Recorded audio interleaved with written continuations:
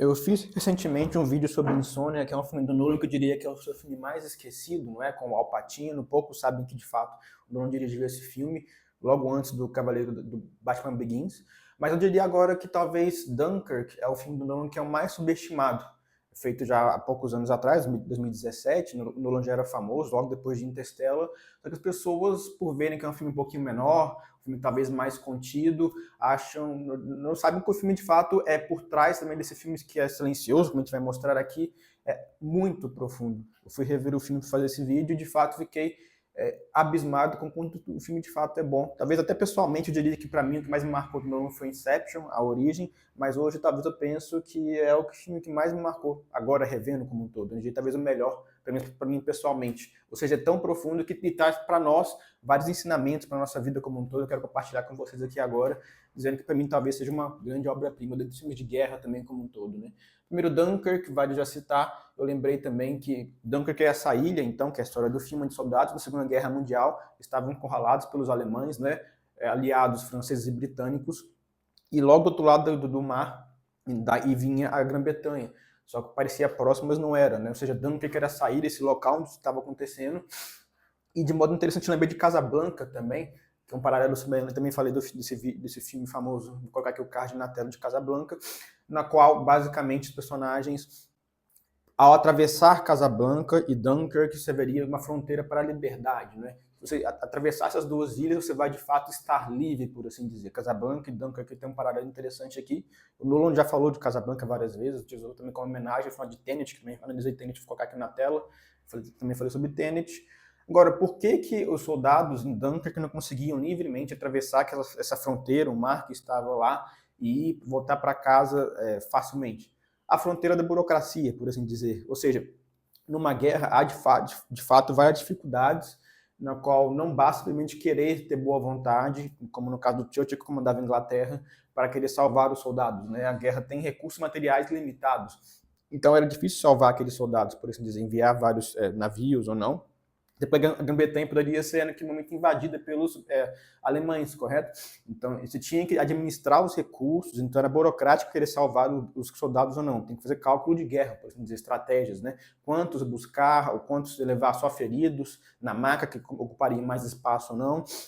Então eles estavam de fato cercados no ambiente de Segunda Guerra Mundial e também com uma situação de vida ou morte, por assim dizer, não é? É até mesmo interessante, porque todos os soldados ao longo do filme quase que não se sabe os nomes uns dos outros, né? Também é um filme muito silencioso, poucos diálogos. Isso eu acho muito legal do filme que o Nolan fez de modo brilhante. E faz pouco em outros filmes dele até, inclusive, que esse silêncio que torna para mim o filme ainda mais forte, por assim dizer. Né? Essa tensão, concedida muito pela trilha, que a gente vai falar aqui depois agora, e se fala pouco, essa tensão silenciosa que o filme vai construindo aos poucos. Né? Um filme curtinho, de 1h40, do filme do Nolan de longe é mais breve, né? E também o Nolan escreve, tem também isso na trilha do Hans Zimmer, que se deve do Shepherd Tone, que se fala, que é, por exemplo, você vai no barbeiro, tem aquele local circular, não é? Que tem aquele fundo branco, a listra vermelha e azul circulando, e parece sempre estar crescendo, uma tensão crescente. O Nolan gosta muito dessa ideia para aplicar nos seus roteiros, aplicou muito claro aqui nesse filme, e também para a trilha do Hans Zimmer, essa tensão crescente que fica de saber de fato, eu vou conseguir me salvar ou não? Que eu tô próximo de casa, mas eu de fato eu não consigo me salvar, porque ninguém quer me salvar, eu vou ter que fazer alguma coisa ruim para me salvar ou não. E ao mesmo tempo é muito interessante porque cada soldado, e filme para mim é belíssimo também, todos parecem iguais, não é? Há de fato nesse momento um grande risco de perda de identidade, por assim dizer, dos personagens. Tanto é que, por exemplo, a primeira pessoa que aparece no filme chama Tommy, mas no roteiro até o dono deixa bem claro que tinham lá 6 Tommys, primeiros soldados, porque Tommy nessa época era o nome que os pessoa da Grã-Bretanha dava para o pessoa comum, um combatente comum, ordinário, todo mundo chamava, que cara é o Tommy, como se fosse lá no Brasil o José, que seja, né, o Zé, aquele Zezinho que tem. Ou seja, essa pessoa que perde a sua identidade, por assim dizer, não é? No meio daquela guerra, é só apenas uma pessoa, essa massificação, portanto, do indivíduo, a banalização da vida perante a guerra, por assim dizer. Outro exemplo também, de fato, depois que a gente vai ver, é o soldado francês que vira britânico, né? Que vai tentar disfarçar de britânico para poder sobreviver, né? Ou seja, também outro risco nesse contexto é a solidariedade seletiva, né? Até então, naquele momento, franceses e britânicos eram aliados na Segunda Guerra Mundial. Acontece que até quando eles vão ser meus aliados? porque a Grã-Bretanha queria salvar apenas os seus soldados, os seus Tomies, por assim dizer, enquanto os franceses também não estavam encurralados também. Eu quero salvar só quem é de fato da minha pátria, do meu batalhão, por exemplo, ou não. Então, do mesmo modo, a gente vê vários soldados, então, que não tinham passado, não tinha informação do que poderia ocorrer, estavam apenas à deriva naquela ilha, isolados. Ou seja, o Nolan traz a gente uma excelente, de fato, imersão nesse momento, de como aqueles soldados se viam nessa história real, né? De fato, para quem não entendeu ainda, isso aconteceu de fato, não realmente, como a gente vai ver ao longo do filme aqui na análise também. Outro ambiente interessante é essa ideia do mar que vai aparecendo então, que basta cruzar o mar, como a gente falou, para conseguir chegar na sua terra, mas também, nesse momento, de novo, pela tensão do filme que é constante, no mar há um ciclo natural da natureza de crescente agonia e tensão. Então, essa ideia das ondas, nesse silêncio do filme, né? As ondas, aquele vento silencioso, por assim dizer, aquela paisagem fria, até o tom de cor é mais baixo, por assim dizer, não é tão quente, né? Então, tem um quê de desolação, de desespero nesse ambiente, correto? Ou seja, as pessoas estão à deriva, ilhadas, e o mar, por exemplo, traz, por exemplo, corpos que pessoas que foram afogadas no mar, né, em um certo momento, ou seja, traz essa ideia de não ter vida, por assim dizer, né? Traz, ao mesmo tempo, o mar, depois do filme, vai trazendo essa ideia de ciclos da natureza, a vida, ou a esperança, quando as pessoas no final do filme, que, claro, um spoiler, vão resgatar os soldados que estavam presos ali, não é? Então, tem esse ciclo da vida, quem traz a ideia de não ter vida, ou voltar a ter vida depois pelo mar, né? O ciclo, por exemplo, então, ao mesmo tempo, então, que se torna esse ambiente de Dunkirk quase um lugar fantasmagórico, né? Quase como um purgatório visual. Soldados em agonia permanente. Tem uma fila, por exemplo, quando a gente vê lá o comecinho do filme, né? Quando o Tommy que ficou vivo, não foi atingido pelos alemães, ele vai para a praia e vê aquelas várias filas logo no comecinho do filme, né? Interessante porque as filas vão para lugar nenhum. É uma perpétua agonia, ou quase como um purgatório visual, onde os soldados têm que, de fato, purificar a si mesmos, esperando aquela tribulação, com paciência ou não, e quase como o risco de ficar sem esperança, né? Quem vai, de fato, me salvar? Eu posso esperar que eu vou ter, de fato, minha vida de volta, voltar para casa ou não? Interessante porque a tribulação, portanto, vai revelar para nós também quem nós somos. A cruz, o sofrimento que seja, né? Mostra que, de fato, lá embaixo, nosso espírito, nós somos em essência, eu sou pessoa boa ou má, por assim dizer. E, de fato, há só apenas essa linha, bom ou mau objetivo, também tem uma linha tênue entre os dois lados do filme, também fica bem clara essa ideia. Então, o primeiro tema do filme que é central, então, na praia de Dunkirk, que é isso, a lutar por sobreviver. Então, o filme também mostra, logo no comecinho, essa batalha de linha temporal, de uma semana, que é justamente no Mole, que eles falam, que é aquela praia, de um dia, que é o barquinho que a gente vai lá abaixo do Sr. Dawson, e de uma hora, que são os pilotos dos caças britânicos, né? Ou seja, ele vai misturando as três, como o Nolan sempre faz em seus filmes também, não é? Tem esse ambiente, de novo, de dificuldade moral, de guerra, que é difícil então pensar o que de fato eu vou fazer na minha vida, né? Esse risco de vida ou morte ou não. Então, eu posso perder minha identidade, perder quem eu sou nesse momento de guerra, por exemplo, ao mesmo tempo, então, que isso é uma coisa que o Nolan sempre faz, né? Misturar a linha temporal, também essa questão de difícil decisão moral, por exemplo, né? Então, eu também fiz outro vídeo do Nolan falando da filosofia dele de mundo, eu vou colocar também outro card aqui na tela, para vocês verem que ele faz todos os filmes dele, e a dúvida de fato, né? Eu posso, nesse momento aqui em Dunkirk, preso, querer salvar só a mim mesmo, ou eu posso querer sobreviver sendo solidário com os outros, né? O que a gente percebe nesse então nessa trajetória na praia de Dunkirk é que é necessário sobreviver com muita astúcia, não é? Os soldados que estão por lá, o Tommy, depois o seu parceiro que era francês e que estava enterrando, por assim dizer, outra pessoa que havia falecido, eles vão tentando sobreviver, por assim dizer, tentando ser astutos, espertos como as serpentes, por assim dizer, né? Ou seja, é muito fácil, de fato, perder sua vida naquele contexto. Basta ficar parado, por assim dizer, passivo, né? A vida humana ali, como a gente falou, que está massificada, a guerra tira muitas vidas, né? Então, até que ele encontra seu amigo que era francês, que depois se descobre no filme, mas que havia então enterrado uma pessoa que tinha falecido, aparentemente, né? E daí que está a primeira coisa.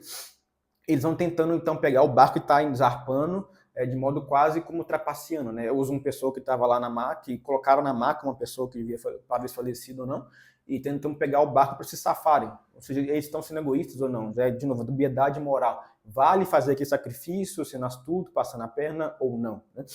Do mesmo modo que depois, ao mesmo tempo, em que o Tommy ele vai escolher acreditar que o Gibson é uma pessoa boa. Quando se descobre depois, então, que o Gibson era um francês, ele não se sabe se de fato ele enterrou aquela pessoa ou apenas havia falecido de fato ou não, né?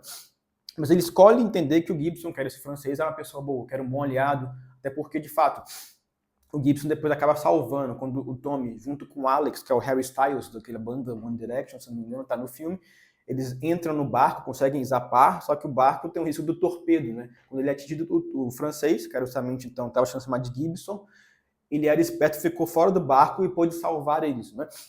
Acontece que é muito interessante porque, ao mesmo tempo que isso ocorre, logo depois os soldados tentam, então, entrar num barco que a onda e o mar, como a gente falou, ia voltar pelos ciclos da natureza, ia subir de novo o mar e o barco iria não ficar mais encalhado na praia, né? Eles tentam ficar em aquele lugar escondidos naquele barco. Interessante, porque eles então descobrem, né, o Alex e Harry Styles revela, então, percebe que o Gibson não falava inglês e, bom, daí vem a questão de novo moral, né? Eu quero salvar apenas quem é meu batalhão, quem é aqui do meu bando, eu quero salvar quem é do meu país, mesma nação que eu quero salvar também pessoas que são franceses, né? Que são meus aliados até certo ponto, né? Até quando que ele vai ser meu aliado? Até ele ter que sacrificar a sua vida por mim, né? Então vai lá, coloca a cabecinha para fora para ver se tem alguém atirando aqui na gente ou não, né? Ou seja, essa dubiedade de novo, né? Até que de fato o francês, o Gibson, então, ele salvou as pessoas, salvou o Alex, salvou o Tommy, mas depois não foi salvo. O Alex, então, depois uma hora depois, inclusive, ele percebe que ele começa a chamar o francês pelo nome que é dele, que é Gibson, que tinha dado, então, ou seja, deixa de ser apenas aquela pessoa abstrata, reconhece ele como uma pessoa, não é? Ao mesmo tempo em que não vai salvá-lo. Quando o barco vai começar a afundar, ele chama ele, vem cá, mas não puxa ele de fato para sacrificar a si mesmo para a pessoa. Ou seja, o Alex está representando, então, de fato, esse personagem do Harry Styles, essa pessoa egoísta, por assim dizer. Eu quero salvar a mim mesmo, né? Até tem um pouco de avanço depois, de novo, reconhece a pessoa pelo quem ela é, chama pelo nome, né? Um pouco mais de intimidade, vê de modo individual aquela pessoa, mas não vai arriscar a si mesmo para salvar ele, por assim dizer, não é? Ou seja, ele é quase como esse cego, a pessoa que não vê os outros, né? Não vai querer de fato, ou seja, de novo, o preço de se pagar por ser egoísta, salvar apenas a si mesmo, que de fato não é algo bom, pelo contrário, né? Então, até que depois a gente vê, por exemplo, quando o torpedo atingiu o barco deles, eles ficaram à deriva lá, e até queriam entrar no barco que estava cheio e falavam, não me deixe aqui, não nos deixem aqui, né? Então, esse risco de querer ficar isolado e perder a si mesmo, né? Ao mesmo tempo, em contraste com essa sobrevivência egoísta do Alex, você tem, de fato, a única resposta possível, que é a população britânica sendo solidária. Os cidadãos que vão sair da sua casa, do seu aconchego, sacrificar-se a si mesmo para ajudar quem estava em Dunkirk, que são justamente, de modo muito claro, está no filme, pelo Sr. Dawson, o seu filho, e o George, que pegavam um barco de um civil comum, tiraram lá os pratos, tudo em um barco de passeio, e se arriscaram, atravessaram o mar para querer ajudar quem estava em Dunkirk. Não é? Ou seja, até o Sr. Dawson tem, de fato, esse lado muito claro e belíssimo do filme, do senhor de idade, que sentiu esse senso de vocação, que se foi chamado a ajudar naquele momento de guerra, ou seja, eu tenho aqui uma responsabilidade, algo a fazer, não é? Não quero apenas me refugiar, me esconder, salvar a mim mesmo, pelo contrário, né? E belíssimo que seu filho vai com ele, e também o George, que é um cidadão comum, talvez eu conhecia eles, talvez, né, uma pessoa mais humilde ou não, que também quer ir com ele. E eles encontram logo depois o personagem do Cillian Murphy, que não tem nome no roteiro. Ele é chamado apenas de soldado trêmulo, por assim dizer, shivering soldier em inglês, né? Tá? O Londres escreveu isso no roteiro. Ou seja, é um personagem que vai simbolizar também o soldado que foi traumatizado pela guerra. Né? Aquele trauma pós-conflito bélico que transborda a desordem que ele acaba obtendo para afetar os outros. Não é à toa, então, que ele não quer voltar para Dunkirk, ele quer salvar apenas a si mesmo, estar em choque, não é? E legal porque no filme antes, ele aparece no filme antes, de novo, na linha temporal do molho, que era anterior, ele estava calmo, não é? Quando o torpedo atingiu aquele barco, ele estava naquele barco, se salvou mas depois a gente vê que ele estava calmo até certo ponto. Depois, quando de fato atingiu o trauma da guerra, ele ficou em choque e estava trêmulo, como a gente falou aqui, ou seja, até o Sr. Dawson fala, né? O George pergunta se ele era covarde, se fala que não, ele apenas não é mais ele mesmo. Talvez nunca mais volte a ser ele mesmo, porque o conflito bélico vai tirar o que de fato era humano. De fato, isso é um grande risco, né? Perder de fato quem é você mesmo. De novo, como eu falei aqui do Nolan, o ponto da identidade, né? Quem de fato eu sou, por assim dizer, né? E é bonito porque também o filho do Sr. Dawson, o Sr. Lourinho, né? Ele aprende depois a não isolar aquela pessoa, vai tentando, como imaturo, não. Vou trancar ele no quarto e depois vai percebendo que não adianta fazer isso, né? Por assim dizer. aquela pessoa ainda é um ser humano, não é trancá-lo apenas, querer ignorar quem ele é, por assim dizer. Ao mesmo tempo que o Sr. Dawson, quando confrontado, então, pelo Cillian Murphy, esse soldado, então, sem nomes, ele pensa, olha, meu filho, eu vou ficar preso em casa por quê? Se eu não querer lutar, os homens que têm a minha idade fizeram esse conflito bélico. Mas eu também, como eles fizeram esse conflito bélico, eu também posso vir aqui e querer ajudar, por assim dizer, mesmo que eu seja mais velho, né? Ou seja, se eu ficar parado, não vai ter casa para querer voltar. Eu tenho que, de fato, querer batalhar, lutar para salvar a minha casa, por assim dizer, não é?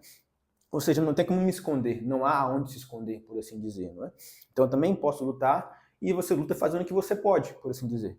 Então, quando se pergunta, por exemplo, você tem aqui uma pistola, algo do tipo, ele fala, não tenho pistola, mas você tem, não tem? E a pistola não te salvou dos alemães, por assim dizer. Ou seja, eu luto com o que eu tenho de modo heróico, quase, um salto de fé, de saber, olha, eu não tenho muita coisa, mas o que eu puder oferecer, eu vou oferecer, vou querer ir para Duncan com o meu barquinho pequeno aqui civil, e vou tentar ajudar. De fato é heróico, tanto é que o próprio George, que é ferido pelo Cillian Murphy na luta, né, bate a cabeça e vai depois falecer, ele fala, poxa, mas isso aqui foi a melhor coisa que eu já fiz na minha vida. Mesmo indo pular e perdendo a sua própria vida, ele fala, caramba, eu pude fazer uma coisa que é significativa, quero poder ajudar os outros, e de fato, de modo heróico, portanto, ele pensa, poxa, eu estava na escola, eu adolescente, mas agora eu vou poder ter meu nome no jornal. De fato, isso acontece ao longo do filme, no final do filme também, né? O amigo dele, então, filho do Sr. Dawson, coloca no jornal ele como um grande herói, que de fato ele foi, não é? Então, olha que bonito, o auto-sacrifício, por assim dizer, né? Frente ao egoísmo do Alex, do Harry Styles, ou também aqui do soldado afetado pela guerra, uma coisa que você pode salvar de fato, isso aqui, inclusive no filme é uma história real, tá? Na Segunda Guerra Mundial, isso ocorreu de fato, essa história, não colocou aqui, claro, mudou os nomes, né? Colocou isso de fato é real, em Dunkirk, esse trio, né? Do Sr. Dawson, mas com isso ele fazendo o melhor que você pode, como fez o filho do Sr. Dawson, talvez você não salva todos. Então, o George perdeu sua vida. Mas faz o melhor que você pode. Oferece tudo que você tem. E assim você vai deixar, talvez, até como o George, um legado. Um nome para a história, como foi de fato com o George. Né? Ou seja, é até legal que o barco tem esse nome que é Moonstone, que o Nolan colocou lá também no casco do barco. É interessante porque o Nolan colocou isso como se fala, né, se especula que era o nome de um livro também que baseou o roteiro do filme, né, que é essa estrutura de dubiedade de linha temporal misturadas, por assim dizer. Né? Fica aqui um easter egg, por exemplo. O ponto é, o próprio barquinho do Sr. Dawson então vai depois encontrar os soldados do avião, que estavam pilotando o avião, que era o Tom Hardy e o piloto loiro, que agora eu não sei o nome, né? E um deles, inclusive, o piloto loiro, acaba depois caindo no mar, vai levitar, e acontece então que ele vai encontrar o barquinho do Sr. Dawson, e legal, porque o filho dele fala para o Sr. Dawson, né? Pai, não teve paraquedas. Então, provavelmente que o soldado havia falecido, se pensa, né? Mas o Sr. Dawson tem esse lado, então, de esperança, não é? Talvez eu possa ajudar ainda, talvez ele esteja vivo, então ele coloca o barco, arrisca lá a motor do barco para tentar salvá-lo, não é? E de fato, essa cooperação, não desistir da vida do ser humano, pensar, fazer o máximo que você pode fazer, vai lá de novo, salve o piloto do barco, né? Esse piloto do barco depois volta para a Inglaterra e pode ter lá, tem uma família, tem filhos, né? O quão belo é para salvar uma vida humana que pode depois ter vários impactos no mundo inteiro, né? Como também no falando, que eu já falei aqui do Tenet, que também tem essa mensagem central ao longo do filme, né? A bomba que não explodiu pode salvar o mundo, né? Isso também está muito claro em Tenet. Também vou falar que coloquei o card na tela, né? Então, acontece que o Tom Hardy, que era o Ferris, então ele fica voando, como a gente sabe aqui, ele vai combatendo os alemães no avião, no conflito aéreo, não é? E o drama central que ele tem é o seguinte, ele acaba ficando sem gasolina, não é? Ele é atingido e não tem mais como calcular, porque ele tem de combustível, ele vai ou não voltar para casa? E sempre ele vê que, cara, tem mais um alemão ali, esse alemão vai poder atirar nos britânicos que estão na praia, que são meus compatriotas, né? Então, eu posso salvar mais gente. Até quantas pessoas eu consigo de fato salvar? Isso também me lembra, inclusive, aquele filme do Spielberg, que é o mais famoso, Schindler, não é? A lista de Schindler, que também é o drama final do filme. Quantas pessoas eu de fato poderia ter salvado mais pessoas, não é? Aqui não, aqui ele dá tudo de si. O Ferris, então, do Tom Hardy, ele fica até o final.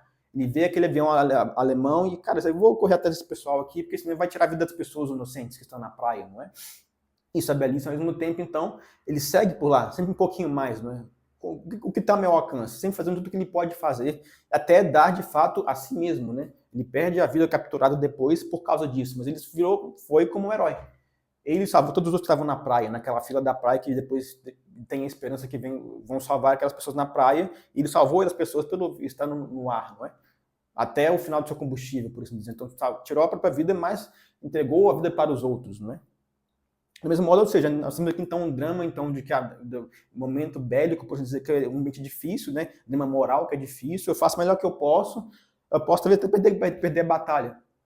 Como também o fato se fala no final, o Churchill fala que foi a recuada britânica foi uma vergonha ou não. Mas, no final, como o Nolan quer falar, deixar bem claro aqui, sobreviver pode também ser suficiente. Talvez eu não ganhe agora essa batalha, mas eu posso ganhar a guerra, não é? Ou seja, sobreviver hoje pode ser a única coisa que eu possa fazer. Mas então faça o que você pode fazer. Não fique parado. Busque fazer o que você pode fazer hoje. Esse é o ponto central do filme. Ao mesmo tempo que, de fato, o filme tem um inimigo externo, que são os alemães, mas você percebe que nunca mostra o Nolan os alemães. Porque o maior inimigo, na verdade, são nós mesmos. O nosso egoísmo. Daí, de novo, que tem, então, como a gente falou aqui, o personagem do Alex, do Harry Styles, que é aquele pessoa que, no final do filme, ele fala, quando ele volta para a Inglaterra, ele recebe do senhor lá um cobertor e fala, poxa, aquele senhor nem olhou para mim. Só acontece que o Alex, que era o maior cego, porque aquele senhor, depois se mostra, ele era de fato ele não podia enxergar de verdade. Ele era cego de verdade, literalmente, né?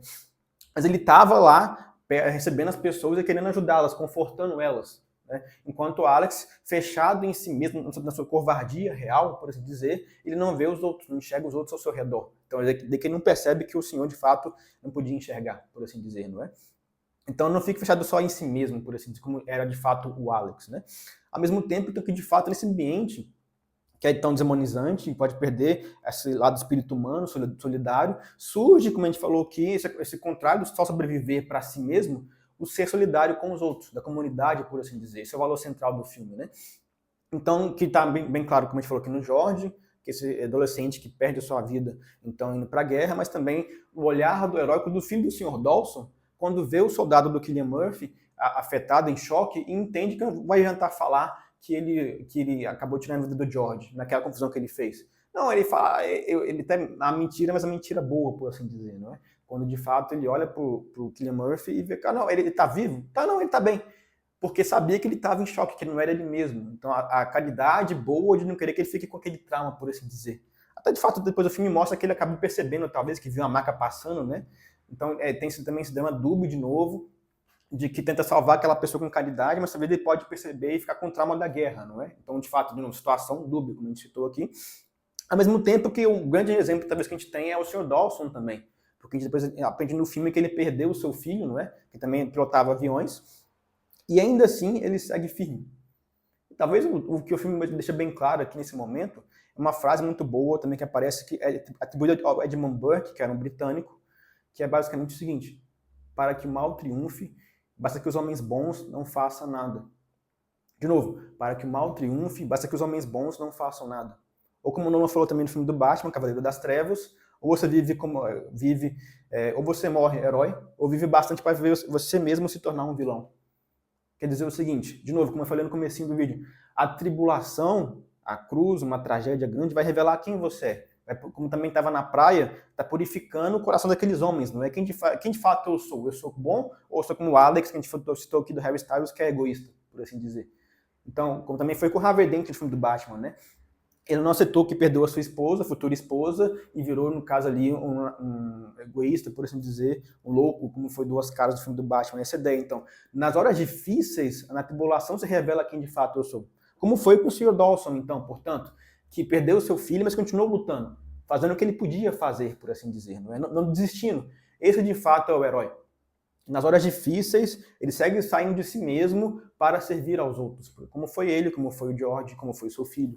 Ou seja, ele tem então esse olhar claramente transcendente, sair de si mesmo. Então, quando ele fala, que ele se depara de frente com um avião que vai atirar nele, o Sr. Dawson age heroicamente e depois fala que o seu filho no céu intercedeu por ele. Olha que bonito, esse olhar transcendente. Do mesmo modo, quando o Churchill fala no fato do filme que Deus vai ajudar a Inglaterra, não é? Ou então, que de modo simbólico, quem quiser ser cristão, você vai entender que o Tom Hardy, quando ele está naquele avião, ele está no alto, salvando as pessoas que estavam embaixo na praia, até que como filho, como Jesus, por exemplo, ele desce na praia e dá a si mesmo, literalmente, para salvar os outros. Então, quase um simbolismo aqui do Deus Filho, por exemplo, que sai do alto, salva os outros, entregando a si mesmo aos soldados, No caso, não eram romanos como Jesus, mas eram os alemães.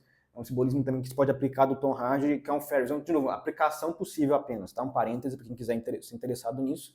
O ponto final do filme é, quando você também se pergunta, por exemplo, né, pro piloto do avião, que era o loirinho, onde você estava quando perguntam um britânico, por exemplo? De um lado, então, eu posso ser um herói de guerra, mas também as pessoas podem me ver achando que eu era um inútil, né? Cadê você? Cadê os aviões britânicos para poder me salvar? Mas o Sr. Dawson, então, olha para ele e fala, não, eles, quem você salvou, sabem onde você estava. O que importa não é que todo mundo vai saber, mas quem você salvou viu que você salvou aquela pessoa, por assim dizer. A salvação individual. Aquela pessoa viu que você salvou ela, né? Então, ou seja, esse é o modo, de fato, que não ocorre no filme com o capitão que estava no mole, o Kenneth Branagh, que também está em Tenet, não é? Quando ele olha para lá, ele está sem esperança e vê naquelas águas, como a gente falou, do mar, que tinha só corpo que havia falecido, que tinha só tristeza, solidão, ele vê a esperança de novo, né? Quando ele até fala, a nossa casa chegou, os britânicos vêm e salvam ele. Então, de novo, solidariedade, né? E depois ele até mesmo fica de modo solidário, que de novo a resposta por Harry Styles, o Alex, né? Eu vou salvar só quem é britânico? Não, ele quer salvar também os franceses. Ele fica como capitão, ele vai ficar lá até o último homem naquele local, salvando 400 mil homens, como fica no final do filme com os franceses também, não é? De novo, a solidariedade não só porque ele é da minha pátria, do meu batalhão, mas porque ele é, talvez você pode pensar, um filho de Deus. Ele é um ser humano também como eu, ele tem uma alma, por assim dizer, então, de novo, não é só olhar de modo egoísta. Então, a ideia que o filme fala logo no comecinho, né? Dunkirk esperava um milagre.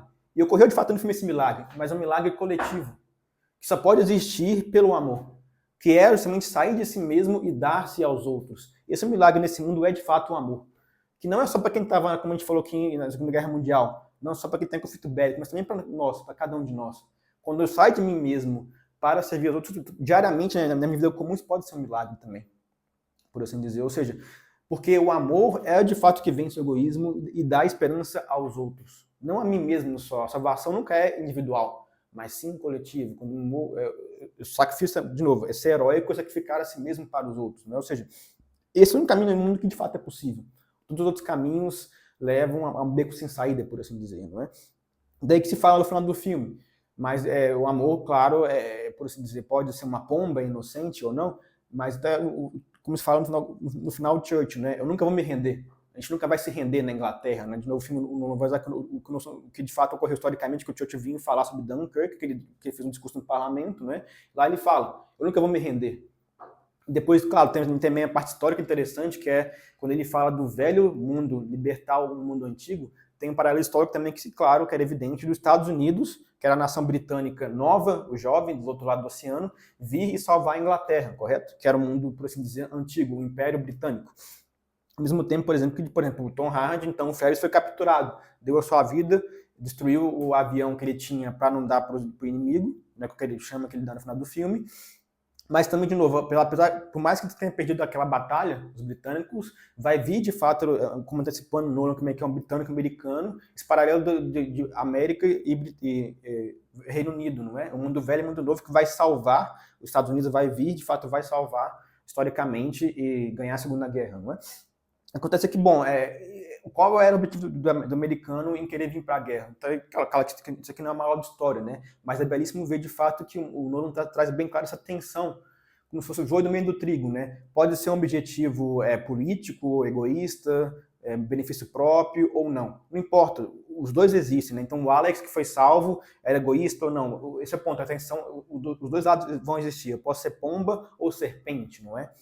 Então, mas de modo individual, eu tenho que ser convidado a querer sair de mim mesmo para ajudar quem precisa. Isso, de novo, como a gente falou, que é vida heróica. E pra gente também a gente tem que pensar assim na nossa vida diária, né? Ser, como a gente falou aqui, dessa ideia de pessoas da maré boa, quando o mar vira e traz, ao invés de trazer só apenas corpos que faleceram, traz esperança, né? Para nós também a gente pode ser assim. Sei lá, para quem tá, por exemplo, quem é um mendigo na rua, poder ajudar aquela pessoa que está lá, como também, de novo, no purgatório, sofrendo, sozinha. Ajudar quem está ao meu redor, dar um sinal de esperança, não é? Ser luz do mundo, por assim dizer, né? Ou então com meu vizinho solitário, que seja, numa pessoa, num asilo, pessoas solitárias, ajudar aos outros também não é só em Dunkirk, mas também hoje em dia, nós, como a gente falou aqui, né? Isso que de fato é o que nos une. Então, ser essa boa virada do mar que traz esperança é a mensagem final do filme, por assim dizer. E vale que citar de novo, para fechar um parênteses, o Nolan, de novo, é britânico, britânico-americano, e ele fez questão de nesse filme colocar apenas atores britânicos. Era um filme feito por britânicos, sobre a Inglaterra na Segunda Guerra Mundial. Interessante porque ele só usou Hollywood, o dinheiro de Hollywood e a máquina, por assim dizer, da indústria cinematográfica dos Estados Unidos. Só que agora, com a Odisseia, ele faz o contrário, né? É um filme do espírito grego, e mais com um elenco, por assim dizer, que não tem nenhum grego. Interessante essa diferença do Nolan agora, né? Como se fosse mudar, seja, porque sabe porque ele mudou, não se sabe, né? Mas uma posição diferente agora. Até se fala que ele, sei lá, que o Nolan virou woke ou não. É um bom dilema, né? Fechando aqui o parênteses, tá? A gente também fala muito de Odisseia, vou colocar depois, claro, vou analisar o filme Odisseia, todos os outros também, Oppenheimer, vou colocar nos próximos vídeos aqui. Falei aqui do Tenet, falei do Insônia. Quem quiser também ver o Grande Truque, eu vou colocar aqui também na tela o card. E é isso, pessoal. Muito obrigado. Espero que tenham gostado. Até o próximo vídeo, viu? Valeu!